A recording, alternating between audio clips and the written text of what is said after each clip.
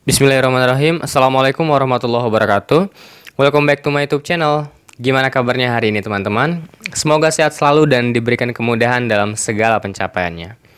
Di video kali ini saya akan membahas soal SKB Guru Kelas PGSD, kompetensi profesional, PKN dan IPS, tentang dimensi ideologi Pancasila, hak asasi manusia, ASEAN, kenampakan alam, dan Undang-Undang Dasar 1945.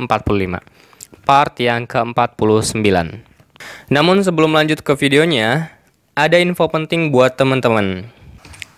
IF Channel Official kembali membuka pendaftaran tryout premium 100 soal SKB PGSD. Jadi karena pada tryout sebelumnya kami hanya membagikan informasi tryout ini di Facebook, Instagram, dan tab komunitas. Jadi hanya teman-teman yang follow Instagram dan Facebook saja yang ikut di tryout perdana kemarin. Untuk itu, sekarang kami kembali membuka pendaftaran tryout premium 100 soal SKB PGSD. Apa saja fasilitasnya? Yang pertama, menggunakan timer atau limit waktu 90 menit.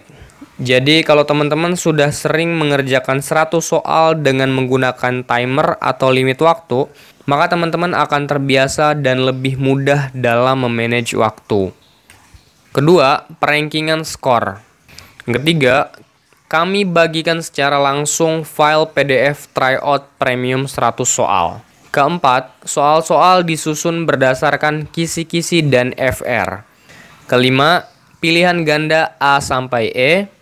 Keenam, soal terdiri dari 30% pedagogik, 70% profesional, matematika, bahasa Indonesia, IPA fisika, IPA biologi, IPS, dan PKN. Dan yang ketujuh, kunci jawaban serta pembahasan akan dibahas di channel ini. Dan semua itu terangkum dalam tryout premium 100 soal SKB PGSD IF Channel Official. Berapa biayanya? Biayanya sangat-sangat terjangkau. Oke, daripada teman-teman penasaran, langsung aja cek linknya di deskripsi di bawah. Kita lanjut ke videonya.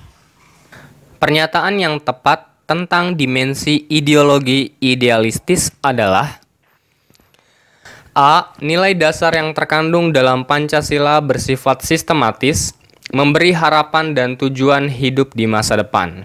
B. Suatu kemampuan untuk menyesuaikan diri dan mempengaruhi dengan perkembangan kehidupan sosial di Indonesia. C. Indonesia telah mengalami berbagai perubahan-perubahan, namun tetap berlaku dan digunakan dalam kehidupan bermasyarakat. Atau D. Suatu nilai-nilai yang terkandung dalam ideologi Pancasila untuk dilaksanakan dan diamalkan dalam kehidupan nyata. Jawaban yang benar adalah yang A. Nilai dasar yang terkandung dalam Pancasila bersifat sistematis, memberi harapan dan tujuan hidup di masa depan. Dimensi idealistis yaitu nilai dasar yang terkandung dalam Pancasila bersifat sistematis, memberi harapan dan tujuan hidup di masa depan. Idealisme Pancasila bersifat rasional dan menyeluruh sebagaimana yang terkandung dalam 5 sila Pancasila. Soal yang kedua, berikut ini yang bukan landasan hukum kewajiban bela negara adalah: A. Undang-Undang Dasar 1945 Pasal 27 Ayat 3. B. Undang-Undang Dasar 1945 Pasal 30 Ayat 1. C. Undang-Undang Nomor 3 Tahun 2002. Atau D. Undang-Undang Nomor 21 Tahun 2003.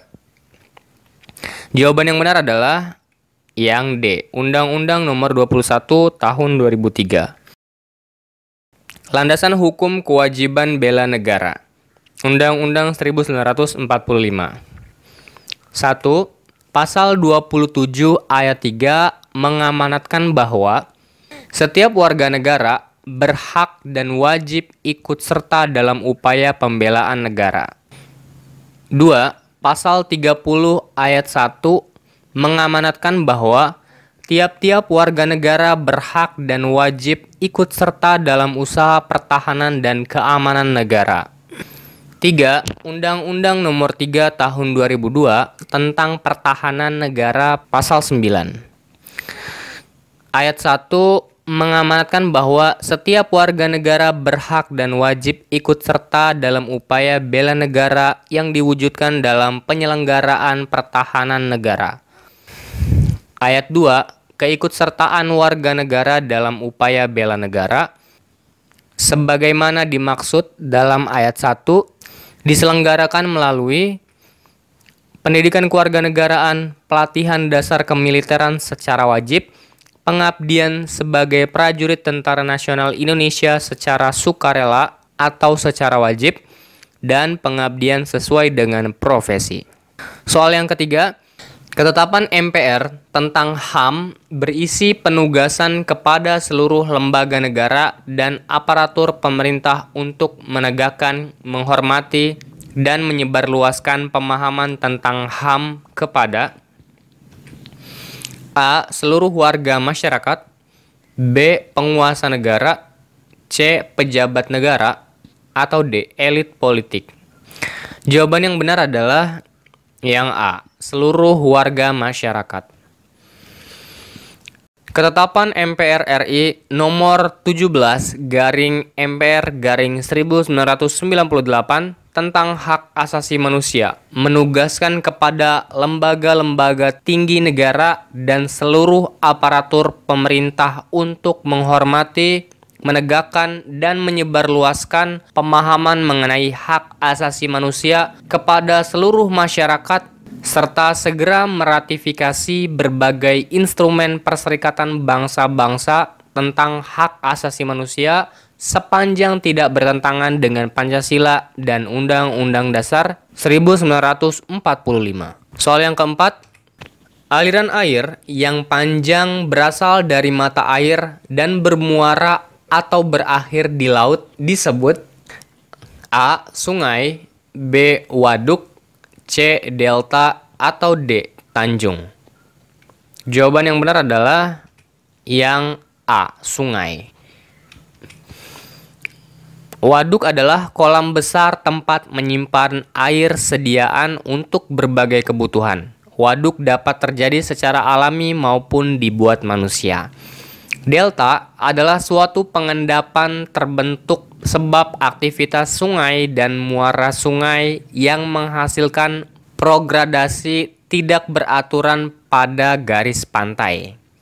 Tanjung adalah sebuah daratan yang menjorok ke laut atau daratan yang dikelilingi laut di ketiga sisinya. Soal yang kelima, pada peta, dataran rendah biasanya digambarkan dengan warna A. Merah, B. Kuning, C. Hijau, atau D. Biru. Jawaban yang benar adalah yang C. Hijau. Hijau ini digunakan untuk merepresentasikan kenampakan dari vegetasi di sebuah wilayah. Arti kedua dari warna hijau ini bisa merepresentasikan suatu wilayah dataran rendah yang memiliki ketinggian kurang dari 500 meter di atas permukaan laut. Soal yang keenam, berikut ini manakah yang bukan kegiatan kepemudaan negara ASEAN? A. Program Kapal Pemuda ASEAN Jepang, B. ASEAN Youth Leadership Association, C. ASEAN Women Interfaith Dialogue, atau D. ASEAN Youth Forum. Jawaban yang benar adalah yang C. ASEAN Women Interfaith Dialogue. Program Kapal Pemuda ASEAN Jepang adalah kegiatan yang diselenggarakan setiap tahun sebagai ajang pelatihan kompetensi kepemimpinan pemuda untuk menciptakan kader pemimpin yang berwawasan internasional, mempertebal nasionalisme, dan sarana kajian kepemimpinan pemuda ASEAN Jepang. ASEAN Youth Leaders Association (AYLA) adalah organisasi nirlaba dan jaringan anak muda pemenang penghargaan di seluruh Asia Tenggara yang bertujuan untuk mempromosikan partisipasi pemuda yang inklusif dan berdaya guna menuju pembangunan komunitas ASEAN melalui pengembangan komunitas sambil mencapai pemahaman yang lebih baik tentang persatuan dalam keragaman, solidaritas regional, dan identitas ASEAN. ASEAN Youth Forum (AYF) merupakan sebuah gerakan yang mewakili dan memperjuangkan pemuda-pemudi ASEAN untuk menyuarakan strategi dan keprihatinan mereka guna mencapai kawasan ASEAN yang lebih baik.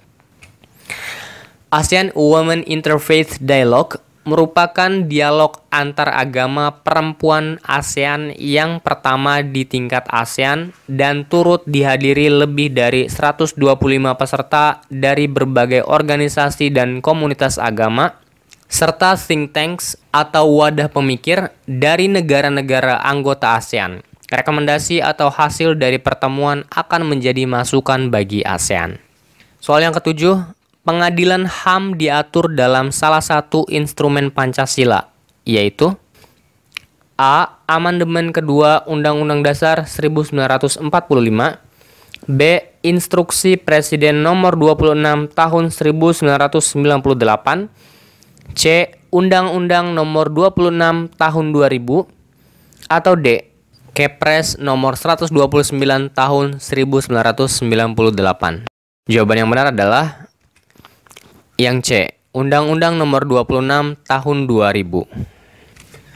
Undang-Undang Nomor 26 Tahun 2000 adalah sebuah undang-undang yang mengatur tentang pengadilan hak asasi manusia.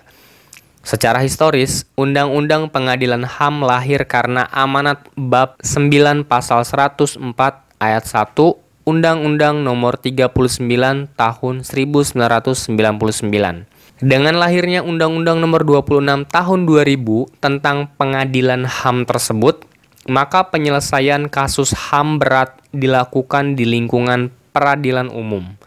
Ini merupakan wujud dari kepedulian negara terhadap warga negaranya sendiri. Negara menyadari bahwa perlunya suatu lembaga yang menjamin akan hak pribadi seseorang. Jaminan inilah yang diharapkan nantinya setiap individu dapat mengetahui batas haknya dan menghargai hak orang lain, sehingga tidak terjadi apa yang dinamakan pelanggaran HAM berat untuk kedepannya. Terima kasih telah menonton video ini sampai akhir. Mohon maaf bila ada kekurangan. Terima kasih buat teman-teman yang sudah like, share, dan subscribe. Sampai berjumpa di video berikutnya. Wassalamualaikum warahmatullahi wabarakatuh.